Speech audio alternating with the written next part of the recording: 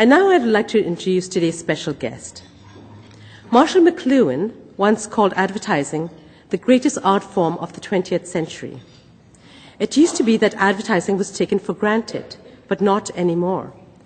I suspect that those of you who watched the recent Super Bowl will have noted that the television announcers repeatedly told the audience that if they wanted to watch all the commercials, they could do so online.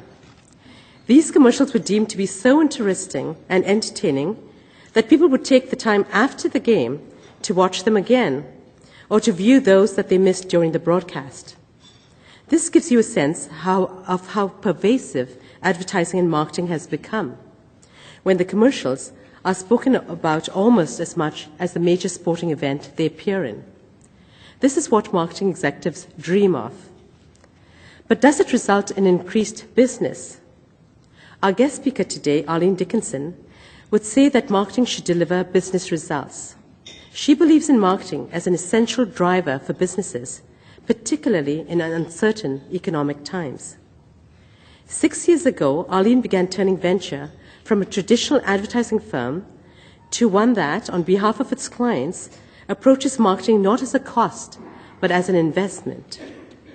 She believes marketing should speak the language of business and be accountable to delivering on business goals. Her company's unique planning process ensures marketing has a clear line of sight to business objectives and is accountable to delivering on them. In other words, Arlene Dickinson treats marketing and advertising as an art form that makes a constructive contribution to a company's bottom line. Arlene is a 20-year veteran of Canada's marketing industry. She has built Venture Communications into one of this country's largest and most successful independent marketing firms, now with offices in 3 Canadian cities. More recently, she's recognizable as one of the dragons on CBC's reality show, Dragon's Den, a show in which Canadians from coast to coast pitch business ideas to so-called dragons in hopes that they will invest their own funds in these entrepreneurial ideas. Arlene's growing fame builds on her years of hard work, including recognition by Profit and Chartland magazines as one of Canada's top 100 women business owners, and a Pinnacle Award for Entrepreneurial Excellence. In addition, Venture was named as one of Canada's 50 best managed companies for 3 years in a row.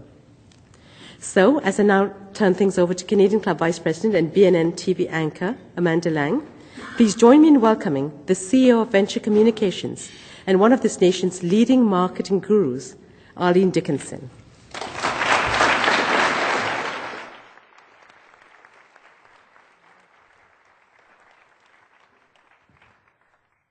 Thank you so much for that, Noella. And thank you all for being here. I'm excited to talk to Arlene. And some of you will know we've done this before. We're quite serious about your questions. The most interesting aspect of this is what you want to hear from Arlene. This is a conversation, and I'm thrilled to lead it. But we do want to hear from you in the room and any questions you have for Arlene. And I guess I want to start by setting the table a little bit, talking about what we're talking about. I know there are some marketing experts here, but not all of us are. And some of us get confused. Is it marketing? Is it advertising? Is it branding? A new term that I'm not even sure what that is. Why don't we start with, when you talk about the strategic importance of marketing, is it one of those things? Is it all of those things? What do we mean? Marketing is, it used to be that marketing was all about advertising, and advertising was about place and price and product and those, the 5 Ps that we all learned when we were talking about what we needed to do with our advertising dollars. And marketing now is all about everything we do in terms of what the consumer insight is. So it's much more about understanding what the consumer is doing and where to talk to them and how to talk to them, and getting inside their heads instead of in terms of just thinking about pushing messages out, understanding our consumers. So it's all of those things. It's advertising, it's branding, it's everything to do with reaching out, talking to our customers. A lot of us, of course, have seen you recently as one of the dragons on Dragon's Den. Yes. And I'm curious to know, when you see a business idea, a concept, and some of them are pretty rough, when you see them, does your expertise in marketing help you see them differently? Do you look at them and see what they could become with the aid of the right marketing?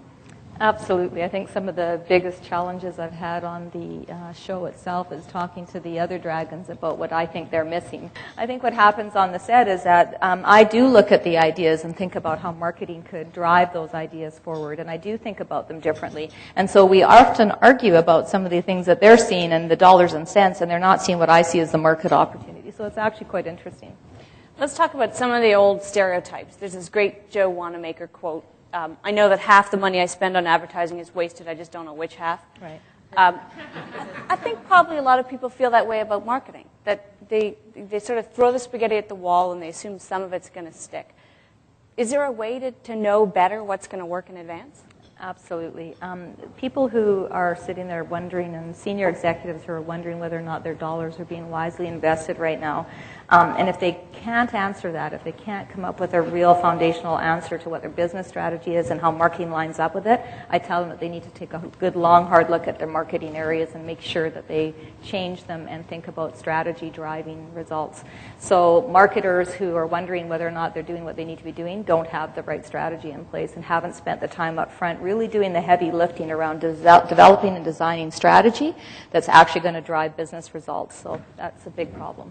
All right, and I want to go through some themes, and just so everybody is aware, as a journalist, I do rip off people's ideas professionally. That's what I do for a living. What you're hearing here are Arlene's own thoughts, including that Wanamaker quote. So don't think that I'm coming up with any of this.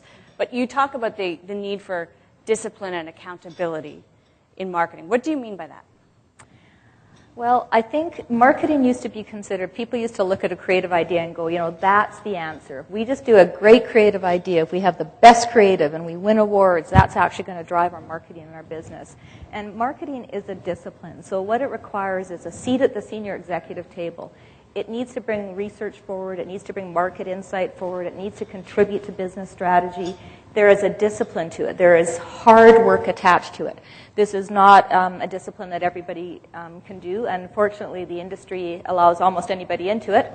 And so what you need to do is make sure that you are engaging with experts who understand the strategy side of it, how to understand business, how your marketing strategy is going to drive your business, and spend the time investing in planning up front.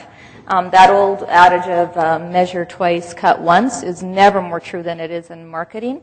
And I have another favorite saying that I use often when clients say, well, we want to get from here to here, but let's just try a few things and see how that works. And my favorite quote is, it's an old Chinese proverb that says, you can't take 2 leaps to cross a chasm. And it's a great quote because it creates a mental image of you can run as hard as you want, but if you're not ready to take that leap, you will in fact fail if you aren't prepared for how far you have to jump. One of the things that happens with marketing, and you refer to this, there's a lack of accountability, a lack of discipline. It's kind of a ghetto. When you think of a corporation, big or small, it is not central to what the corporation is doing. What needs to change about that? Well, I would tell anybody at a senior executive level who doesn't look around the executive table and see somebody from marketing sitting there that they have immediately an issue in terms of developing their business strategy. As you're designing business strategy, if you're not getting provided insights and input from the market and understanding your consumer and understanding your customer and understanding all of the different research and analytics and data that's available to you in the context of a business strategy, you are going to create a business strategy that does not have its best chance to success. Having said that, yep.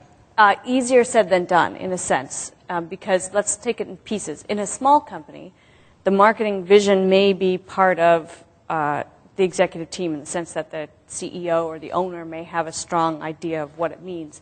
Executing it in a way that delivers results is not always easy. You may have an idea of what's going to work. Yeah. How do you either work with outside people or even internally know in advance how you can measure the return? Does it have to drive sales, for instance? Does it have to have actual benchmarkable measurables? If you're creating a marketing strategy that's not lined up to the business goals and objectives, then you run the risk of not being able to measure.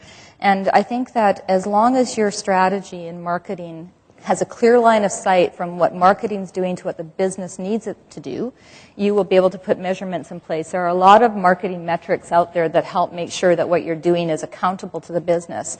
But there is not the same ROI in marketing as there is in other business endeavors. But there is a real challenge for marketing experts and marketing members of the organization to speak the language of business. So what they tend to do is, you'll see the actual trend right now and over the last few years is that marketing executives change jobs every 18 to 24 months. And the reason they change jobs is because what they've done is they've simply built a resume for themselves. They've spent some time doing great creative work. They've spent some time supporting sales. But they really don't have a mandate from the business itself, so they don't have any ability to understand what they're supposed to be doing. And as a result, 18 to 24 months into it, they get tired of trying to show their influence in the business and they quit.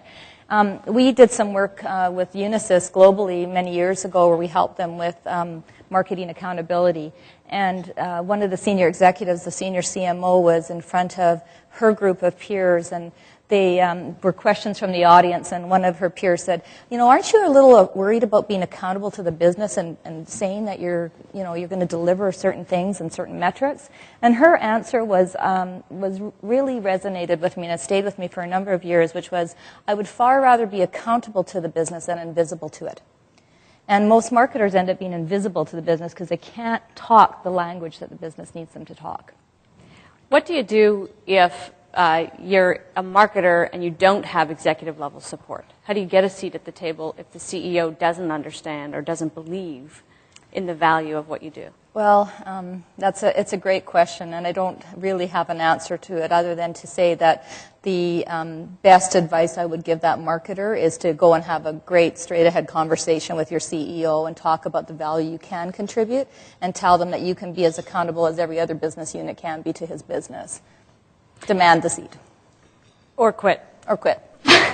Be one of those 18 to 24 months. That brings me to the big company problem, because a lot of big companies, and we talked a little bit about this at lunch, believe in this. They spend a lot of money on research, they spend a lot of money on consultants, but actually turning ideas and talk and jargon into something meaningful inside a big organization seems to be a difficult proposition. Very few of them really seem to know how to do it well. How do you solve that problem? If the question is whether or not, once you have the plan, whether or not you're able to execute on the plan. If you have the right plan and the metrics are in place and you understand what you're supposed to be doing, you should be going back on a regular basis to determine how you've done. So setting in benchmarks, research benchmarks to understand where you are today, moving those levers and turning those dials up and seeing how that's doing, reporting back on how that's going. Another favorite line I have that one of our senior planners uses is that marketers should be more willing to put a stake in the ground and reserve the right to get smarter. So it's fine to say, this is what we're going to do and this is what I think it should deliver to you. And when that doesn't work, then I'd say, there's learning from this, let's learn from it and move forward. What generally happens, though, is when they execute poorly, is they stop. It didn't work, so it failed, so let's just quit doing this and let's just start all over again. And then you reinvent yourself on a regular basis and you don't end up learning anything as an organization, or you execute poorly. What are some of the best ways? I mean, obviously marketing can drive sales. There are many other, I remember years and years ago, long before the words corporate reputation became part of the lexicon, seeing a television ad in primetime in New York for Cisco.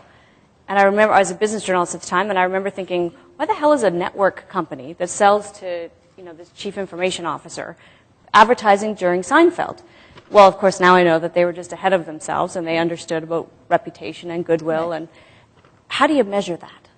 Do you have to do expensive surveys of people to understand how well it's working?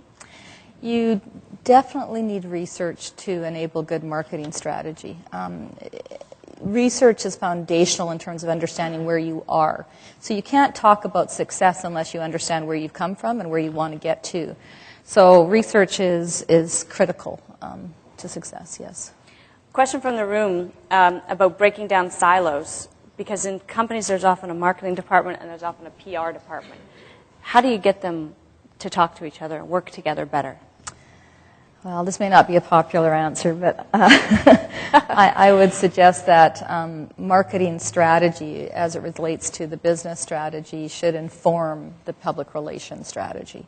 So PR, there has many components, but one cannot drive the other. Marketing strategy encompasses public relations work. Marketing is not about just paid-for advertising. Marketing is about all of the different disciplines of communication, and they should be working hand in glove. They should absolutely be lined up together, informing each other of what their issues are and what's going on.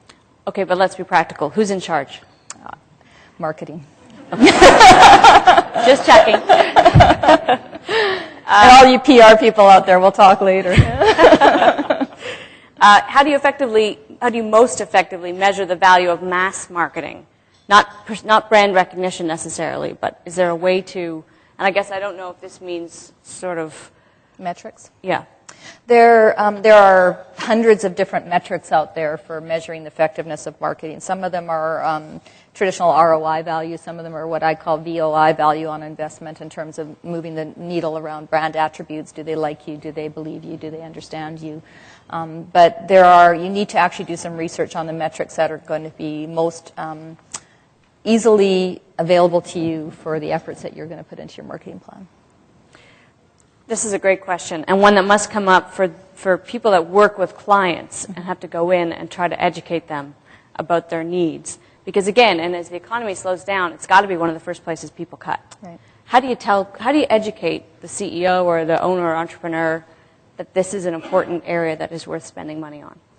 Well, there is a lot of empirical data out there for those of you who are talking to your clients and want some information about how to help them understand the value of marketing. There's study after study done by institute after institute that talks about what happens during a recession, for example. What happens to the marketers that invest more, that stay the course, that actually overinvest past their competitors. And the fact of the matter is that the people that do that not only succeed better during the period of the recessionary period, but after the recessionary period, they continue to do better than their competitors and outpace their competitors. This is not, this is, as I said, there's a lot of data on this. This isn't just something I'm making up on the fly. This is actual evidence to the fact that marketing does drive business strategy over the long term and growth. Do you need a strong brand in order to have a strong marketing strategy? Does one come before the other? Well, I always say the brand is the business. So when you asked, you said earlier, I'm not sure what the brand is. To me, the brand is the business. Think about branding as it's your company is seen through the eyes of your customer. It's just that simple. So marketing is actually the way to help change or shape the way your customer sees you.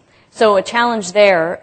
There's some studies that I've seen that are quite interesting. That the stronger the brand, the more consistent its message has been. What does Volvo say to you? If anybody in the room doesn't think safety, then, you're kind of crazy, apparently. The problem is that our marketing strategies change all the time. Right. So how do we change them with the need for freshness and new ideas and reinvigoration and still stay true to a consistent message?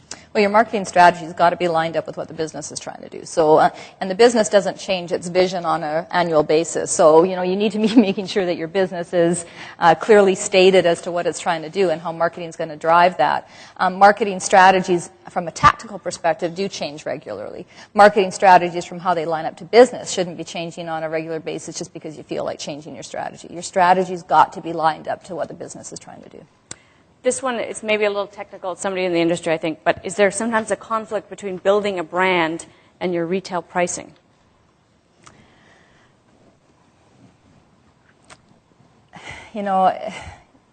Sure. There's anytime you can't control sales, marketers put up their hands and say, well, we had a great plan and we had a great creative campaign and it would have done really well if they had just executed it better. And we blame our clients because they either changed the price or they did something. And the fact is that there is no perfect world as it relates to that. And what you need to do as marketers is we need to understand the operational constraints of our clients. We need to understand them up front. And once we understand the values and the issues they have relative to operations, maybe they have to cost cut because their competitors are cost cutting. Maybe they have to do something differently because their sales are slipping. Maybe they have to do something because their investors are demanding it. The more we understand that at the business level, the better we're able to create a marketing strategy that helps solve that problem instead of blaming them for their issues and wondering why it didn't help our marketing efforts. One of the other things that I found interesting in sort of previous interviews about branding and marketing is that your brand isn't what you think of yourself. It's what everybody else thinks of you. That's right. And there's an element of a lack of control over that. Do you find it's difficult sometimes that when people have an idea of themselves and a marketing plan that follows and it actually is not in keeping with their brand? Yes, there's lots of people that you might talk to who think they know their brand better than anybody and don't want to really understand and listen to what research is telling them, and who dismiss research, and they'll say, well, the research is flawed. There's no way that people believe that. Or I just can't understand how people are thinking that way. And, you know, what you have to do, again, is make sure that you're well armed with the right arsenal of information to support your information, to make sure that they understand what your conclusions are and why you believe that they really do have an issue. Which maybe is easier if you've managed to persuade them that this is an investment, not an expense. How do we do that?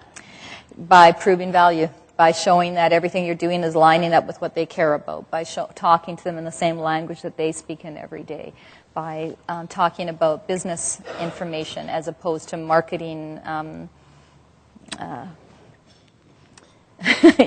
Well, there's all sorts of, you know, we are really guilty in the marketing industry of all these buzzwords and these words that we come up with that actually everybody kind of shakes their head at and goes, oh yeah, or nods their head and goes, yeah, I understand what that means. And meanwhile, the CEO is going, what the heck was that about? And, you know, really, you're thinking, great, they understand this and they bought into it, but they have no idea because we speak a different language. And what we have to do is speak their language and help them understand what marketing's doing for them.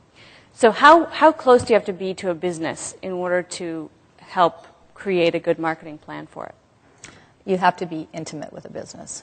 You have to understand it from operations through to sales, through to manufacturing side of it, to whatever the different elements are, the business are that you're dealing with. You cannot possibly tell them that you're going to line up your marketing strategy to your business if you don't have an intimate knowledge of your customer's business. You can't.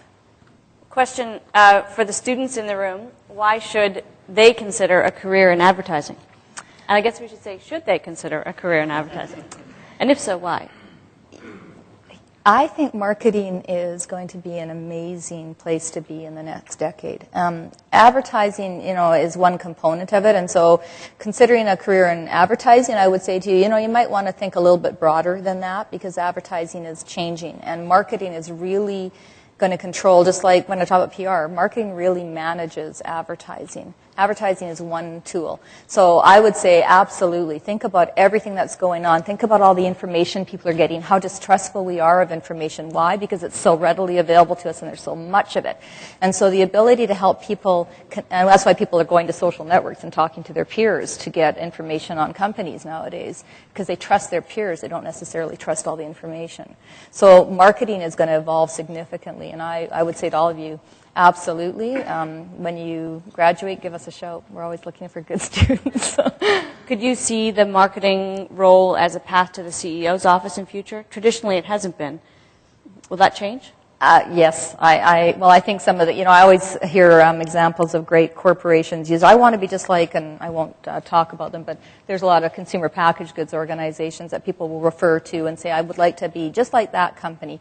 And most of those companies are led by somebody who is either been in marketing at some point in their career, absolutely understands what branding's about, and understand that what they are is in the marketing business, not in the business of potentially creating soft drinks or tennis shoes or whatever it is that their actual product is. They're in the business of marketing, and they understand that, and they understand how to make that happen at a senior executive level. Can you think of good examples? There's some transformational shifts. I mean, one example that I would think of would be the need to address climate change, and then you think if you're an oil company, or if you're a mining company, your shift has to be around how you market yourself in this new. How do you maintain the consistency of what you do and who you are while undergoing a kind of a transformational shift like that?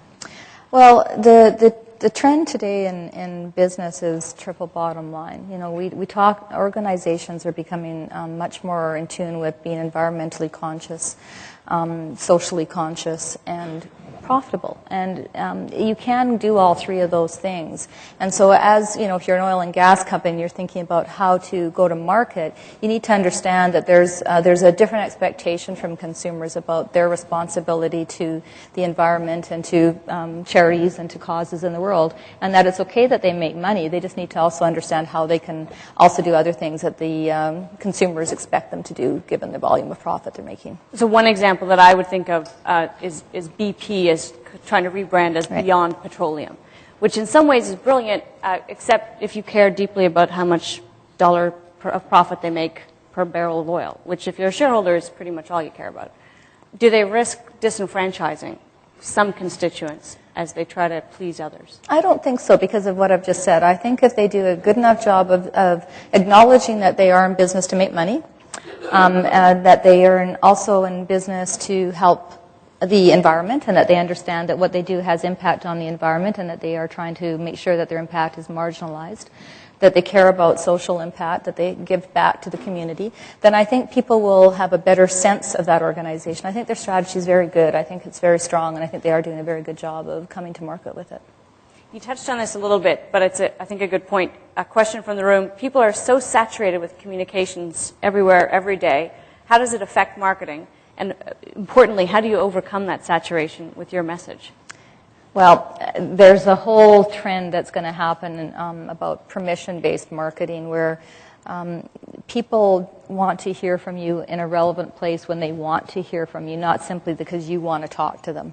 So, you know, we're inundated with 3,000 messages a day. The only ones that I'm going to retain are the ones that are relevant to me at the time that I'm looking for something or happen to be in the market for something, and that message reaches to me. So when you're on sites, and there are some pretty big social network sites right now that have just gone through this where they've tried to advertise and put their ads in people's face, and consumers are kind of, there's a big backlash saying, you know what, I'm not here to hear your advertising. I'm here to talk to my friends, and I will let you know when I want to talk to you. And consumers are starting to get a much deeper understanding of the value of their own information. And they're holding on to that, and they're willing to talk to you as an advertiser, but on their terms. So the power has shifted dramatically. Question, do you have marketing-related insights for Canadian charity organizations? Anything different about being a nonprofit, not-for-profit?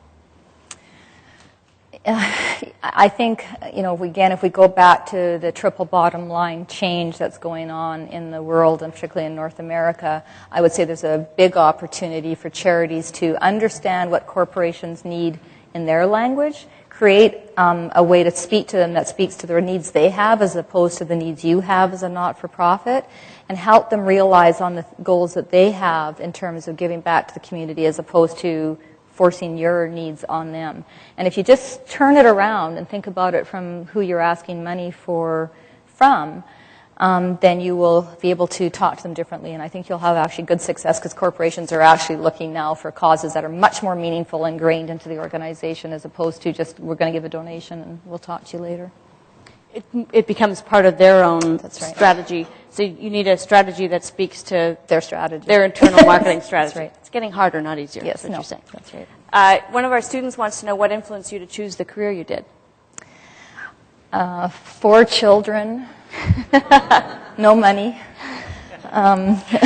Necessity was the mother of invention for me. I honestly, you know, I fell into this business. I was very fortunate to find a career that I enjoyed and that I had an aptitude for 25 years ago. But I simply worked because I was a single mom with 4 kids and had to find something that I could do, and I fell into this job. So, you know, I'd love to tell you all that I had an epiphany one night and I woke up and said, I will be a marketer. But in fact, it was simply because I needed to and got into it. But then once I was into it, I was absolutely hooked. I love the business, love the industry. You've shown, I mean, most recently, of course, as a television personality, that there are multiple things that you can do, that you've got a skill set. Have there been other, in a parallel life, other careers that you might have chosen if you could have done it over again? I always wanted to be a famous actress, but that didn't happen. So No, I have absolutely no regrets about my career. I don't sit there and think, gee, I wish I'd spent some time doing X or Y. I just feel very fortunate that in my industry in particular, and marketers, any of you who are marketers in the room will appreciate this, you get to be in a different business every day. Your clients are in a variety of industry. You get to talk to them and learn about their business and really engage with them. And that's just, it's fascinating. And they invite you into their world, and you get, they trust you with, anywhere from tens of thousands of dollars to multi-millions of dollars. And that trust and that inherent need that they have that you can fulfill is extremely rewarding. When you can do something that actually drives their business, it's nothing beats that. So I love my career. I'm feeling really blessed. Has anything ever failed? Have you ever let a client down? Well, I would say sure, yes. Never intentionally, and I think if we let them down, it was because of our poor communication in terms of setting up expectations, and that's actually what led me to change the organization a few years ago, which was, you really need to stand behind what you deliver. And I always say it's just like anything, I never set out to intentionally hurt a person, but sometimes you misintentionally can hurt somebody without meaning to, and I think that's the same in marketing. If you aren't really good at communicating, you can set up expectations that you don't deliver on. I'd like to think that that's very rare, though. You wouldn't be as successful as you are if it wasn't. Companies, you didn't want to name names before, but somebody in the room wants you to name names. Companies you view as the leading innovators in marketing, and how are they innovative? What are the names that jump out for you? Oh, that's a good question. I think that the Mac IBM ads that are on air right now have done an amazing job of personifying a product in a way that was relevant to the people that it spoke to. Everybody could relate to every Mac user thought they were the Mac guy, and every I don't know if every DOS base thought they were the IBM guy, although they're not called that. But I thought it was quite brilliant in how relevant it was and how it talked about products. But there are some things going on online in terms of some of the sites that are happening out there. There's some websites that I'm a big fan of, and on the spot I'm not going to be able to come up with any of them right this second, but there are a lot of different things going on that are really interesting. Certainly the Macintosh ads are the ones that I kind of think about when I think about all the things they've done to try and build that brand in a time when they were it's really competitive. I think they've done a great job. That's an example. I mean, there's some amazing advertising, right, as well as branding marketing. Right. How soon would it fail if they didn't back it up with a product that people actually liked? Really soon. There's no kind of grace period in that. The best marketing in the world cannot hide a bad product. And, I've had to sit across from a lot of clients in my career where they come up with a great idea and they say, we've got the better mousetrap and, we're prepared to throw a lot of money at this and we need to do that. And you go to the focus groups or you talk to people and you find out, in fact, they don't really have a better product. They just have another idea that isn't going to do so well. And I have another saying, which is a bad idea is doomed to fail. And I say that to clients like that, where I say, you can throw all the money in the world against this, but your idea foundationally is bad. You have a bad business strategy. We need to rethink that before we start throwing money at it. Which I guess comes full circle to your point that the strategy, the core of the business, is driven by the marketing. If you can't sell it to people, it's because it's not good. Can you reverse engineer these things? It's pretty tough. It's pretty tough. It's better to start with a good product. Start with a good product. Start with a good service. Start with a good value proposition. There is nothing that's been successful that I can name that started off as a bad product that's done incredibly well. Going back to some of the things you will have seen on Dragon's Den, all these great ideas from these entrepreneurs, not all of them are out of the ballpark. Have you seen some they're okay ideas, but that with the right marketing strategy might actually really succeed? Maybe some short-term success could come out of that, but again, if they're not a great idea to begin with, great marketing is like putting lipstick on a pig. What do they say? It's going to, or teaching a pig to sing. It'll frustrate the pig and frustrate you at the same time. So it's you can try, but I don't think it's going to work. All right. A question here about how companies incorporate new marketing tools and what role new technology plays in reading new audiences. And I guess that comes back to some of these interactive networking sites. I mean, when we think about what Google is capable of doing, what kind of tools do you have at your disposal now to really understand how things are working? Oh, there is a wealth of information out there. Any of you who know anything about competitive intelligence, not from the viewpoint of finding out bad things about your competitors, but from the viewpoint of understanding what's going on with your competitor sites and with their views and what's happening with their products, will understand that there's a plethora of different places you can go now for online understanding. You need to be up to speed on that, and I would suggest that most organizations that get that are putting somebody in charge of just that area, which is ongoing looking at and understanding and analyzing not only your information, but your competitors' information as well. All right, I'm being told that we're just about out of time. I'm going to ask one more, and that is when we face a downturn, when money is starting to dry up and people are looking for places to cut, this is an obvious. How do you convince clients, CEOs, even internally, if that's your message, that this is actually the time to spend on this very subject? Well, if you've done a good job up front of convincing them that your marketing strategy is going to drive business goals, and if you have them buying in and they co-share the strategy with you, they are not going to cut your budget. They are going to understand the value of what marketing is going to deliver for them. If you are starting in a place where it's a recessionary period and they're saying, well, we're going to cut money, you're in a far different place of having to convince somebody that they need to now invest even more because they haven't got a great foundational strategy to start with. It's really up to you as the expert to take that information forward and give them the tools that they need so they can make an informed decision, as opposed to a knee-jerk decision that says, let's just cut marketing because I don't get it. Doesn't deliver any value. It's a clear place we should cut, which is just a misinformed decision. Arlene, one of the reasons I love my job is I get to talk to people like you and learn something new. Thank and you. I certainly did today. I appreciate your time. And thanks to all of you for your great questions. Thanks, Amanda. Thank you. And my pleasure.